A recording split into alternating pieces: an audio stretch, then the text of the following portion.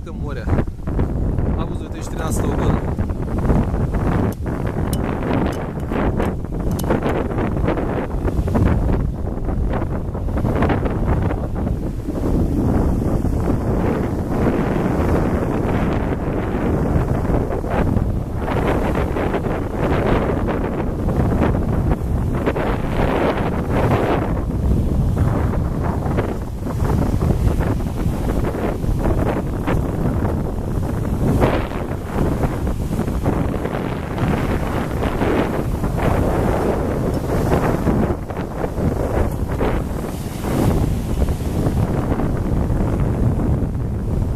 Казантип.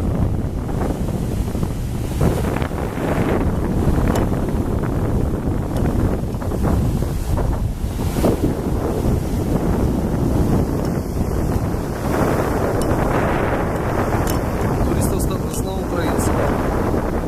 Российские до сюда не доезжают.